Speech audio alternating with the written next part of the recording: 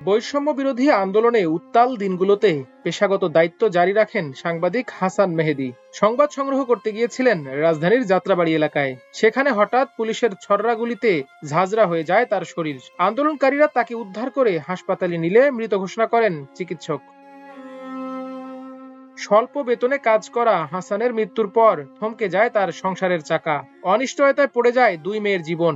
সাহায্য সহযোগিতায় কোনো রকমে দিনাতিপাত করছে তার রেখে যাওয়া পরিবারের সদস্যরা। বৈষম্য বিরোধী ছাত্র আন্দোলনের প্রথম দিকে গত 18 জুলাই প্রাণ হারান 31 বছর বয়সে পা রাখা সাংবাদিক হাসান। তিনি অনলাইন নিউজ পোর্টাল ঢাকা টাইমসের সিনিয়র রিপোর্টার ছিলেন।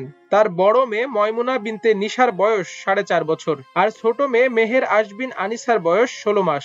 হাসান যখন দুনিয়া থেকে চিরবিদায় নেন তখন আনিসা আধো আধো গুলিতে বাবা বাবা ডাকছিল। এখন সে স্পষ্ট ভাষায় বাবা ডাকতে পারলেও তা শোনার জন্য উপস্থিত নেই জন্মদাতা। পরিবার সূত্রে জানা যায়, পটুয়াখালীর বাউফলে জন্ম ও বেড়ে ওঠা হাসানের। শৈশব থেকেই সাংবাদিকতার প্রতি প্রবল আগ্রহ। নবম শ্রেণীতে পড়ার সময় শুরু করেন লেখালেখি। গ্রাম থেকে মাধ্যমিক পাশ করার পর রাজধানীর সোহরাওয়ার্দী কলেজে ইন্টারমিডিয়েট এবং অনার্সে পড়াশোনার পাশাপাশি সাংবাদিকতাকেই বেছে নেন জীবন চলার পথ হিসেবে। তার বাবা মোশাররফ হাওলাদার স্ট্রোকের রোগী, হার্টে ব্লক আছে, 4 বার স্ট্রোক করেছেন। মা মাহমুদা খাতুন গৃহিণী। হাসানের 13 বছর বয়সী ভাই মাদ্রাসায় পড়ছে। গ্রামের বাড়ি বাউফলে থাকেন তারা। পরিবারের বড় সন্তান হওয়ায় সাংবাদিক হাসানের ওপর নির্ভরশীল ছিলেন অন্যরা। নিজের পরিবারের খরচ মিটিয়ে সামান্য যা পারতেন বাড়িতে পাঠিয়ে দিতেন। তাতেই কোনো রকমে চলতো তার বাবার সংসার। কিন্তু হাসানের মৃত্যুর পর তারা পথে বসে গেছেন।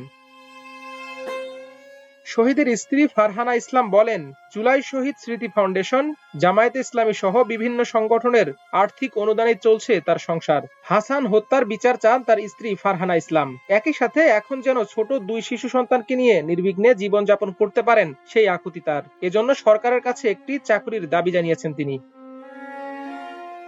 মাল্টিমিডিয়া ডেস্ক, আমার দেশ।